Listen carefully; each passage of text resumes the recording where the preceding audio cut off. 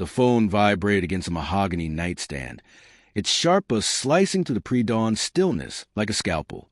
Clara's eyes flew open, her heart thudding hard, as if her body understood the fracture before her mind could. The screen glowed in the dark. Bank of America fraud alert. Her fingers fumbled clumsily, still heavy with sleep, as she unlocked the phone. Suspicious activity detected on your joint account, the message read. A withdrawal of $47,000 at 4:13 a.m. Reply yes to approve or 0 to report. Her breath caught, a jagged hitch in her throat. Ethan was gone. His side of the bed was cold, the sheets perfectly smooth, like he'd never been there at all. Barefoot, she stumbled toward the kitchen, the slap of her soles against the hardwood echoing through the quiet house. The air still smelled faintly of burnt coffee from a night before. The key hook by the door was empty. His briefcase, always stationed there like a faithful dog, was missing too. Her pulse thundered in her ears, a steady drumbeat of dread. She dialed his number. Each unanswered ring tightened the band of panic around her chest. Voicemail. Ethan, where you? Her voice cracked, small and raw in the hollow silence. She texted the bank, fingers trembling, and received an automated reply promising a call within the hour.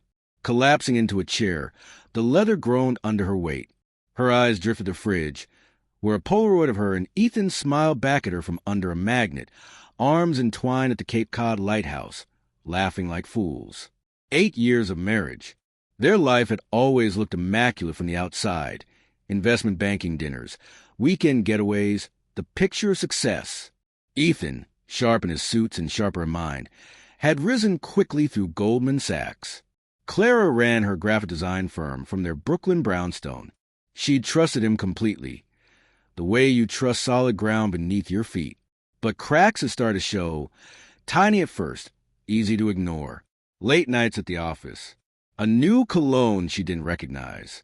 The subtle way his eyes flicked toward his phone when it buzzed, his jaw tightening ever so slightly. She'd told herself it was stress. Market pressure.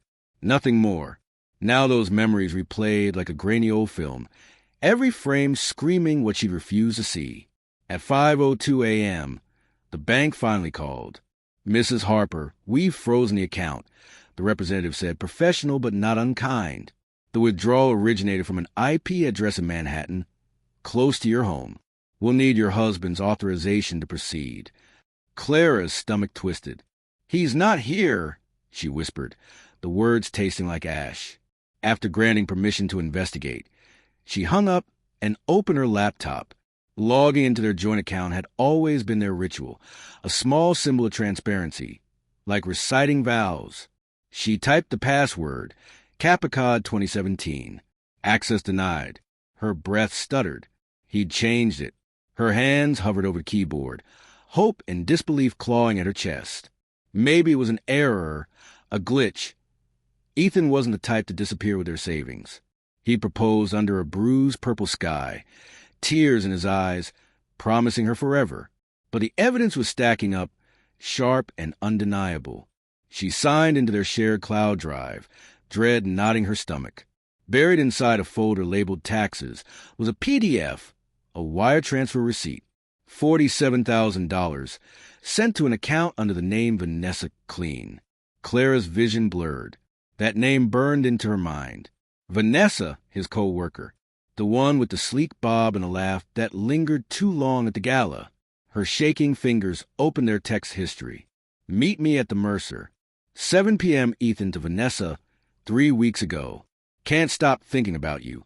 Followed by Vanessa's reply, a winking emoji that made Clara's stomach turn. The messages stretched back for months, a secret life threaded through her marriage. She wanted to scream, to hurl the laptop against the wall, but her body wouldn't move. She sat frozen, suffocating beneath the weight of betrayal. Then she did the only thing she could. She called her father, Henry, a retired attorney who'd never been fooled by Ethan's charm. Dad, she managed between sobs. He's gone, and he took our money.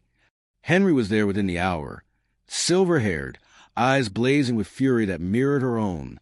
We'll find him, he said quietly, already dialing a contact at the bank.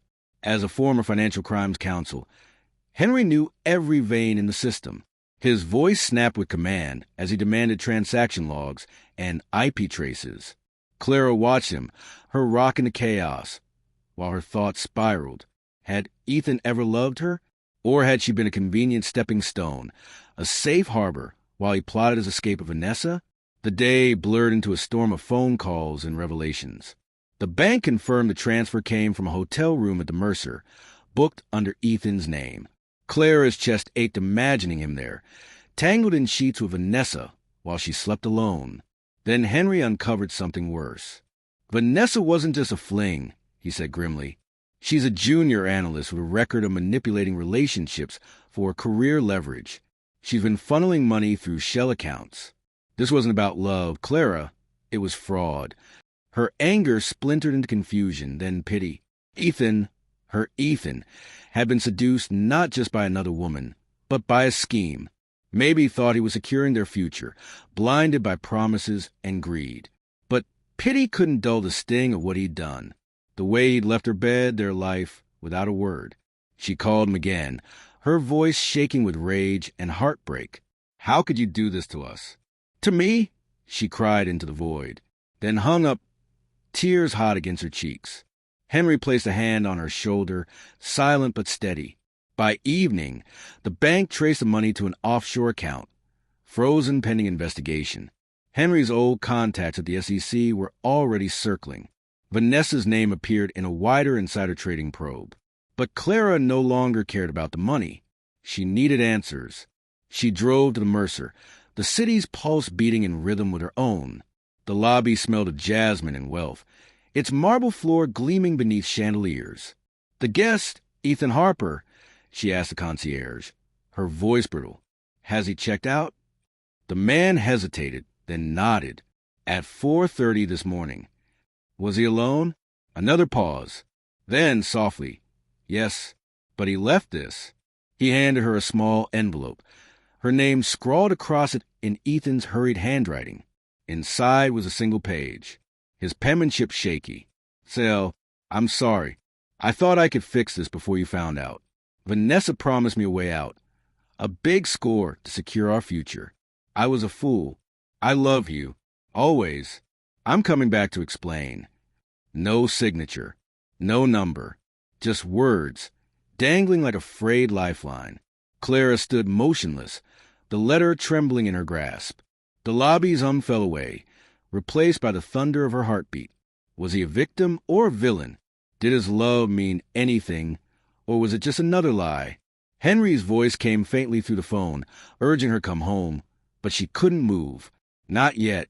She clenched the letter, its paper edges biting into her palm, and gazed out at the glittering city skyline. Somewhere out there, Ethan was running or hiding, and Clara, shattered but unbroken, knew one thing with cold certainty. She would find him, not for love, but for the truth.